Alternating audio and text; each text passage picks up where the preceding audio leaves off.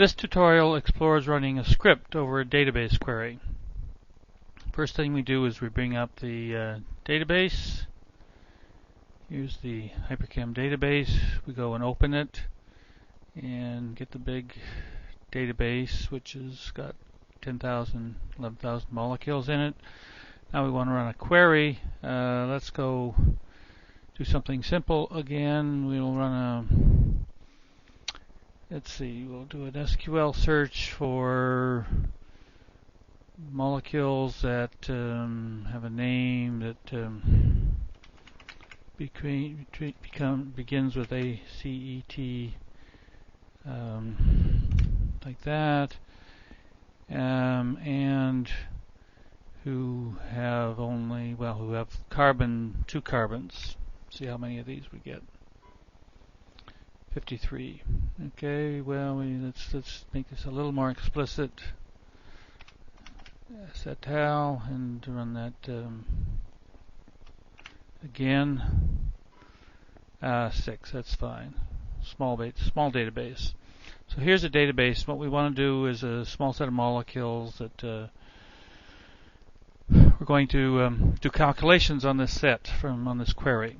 So what we're going to do is to run a script, and we can either run a script over this query, which would just do whatever the script tells us to do, or we could run a script, and when the script is over, we could go retrieve the HIN file from HyperChem into the database. The database generally here does not have any HIN files, it just has a 2D drawing of this molecule and no three-dimensional information.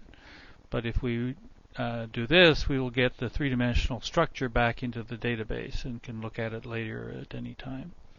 Another thing that we won't do right here now is to run the script as a query. That is, the script can set a variable yes or no, and when we're finished running this script over the whole database, it will delete those records that don't satisfy the script criterion, and we'll basically do a completely arbitrary query of some sort of the database. That is, the query has to satisfy what the script asks it to satisfy. And that's the generic, completely three-dimensional query of a database. Let's do this by running the script, and then we'll get back the molecules. So we do this. We've got a script down here that we've prepared that all it does is does a model build.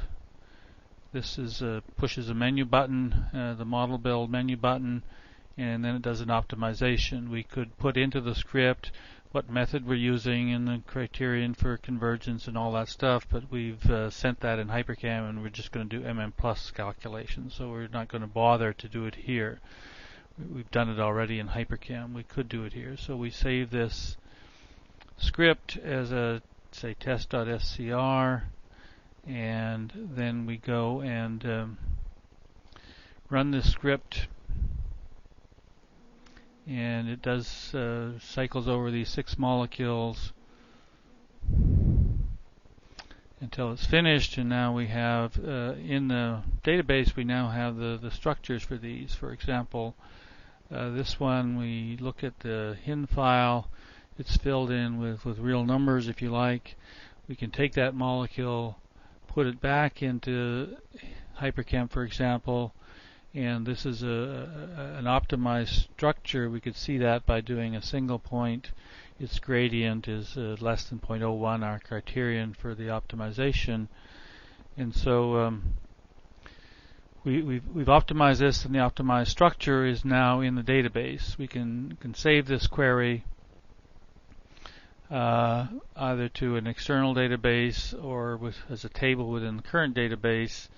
And let's just save this as some table inside the database. So we have done whatever the script wanted us to do over this query on the database, save the results, including the structure, in a new table in this little operation.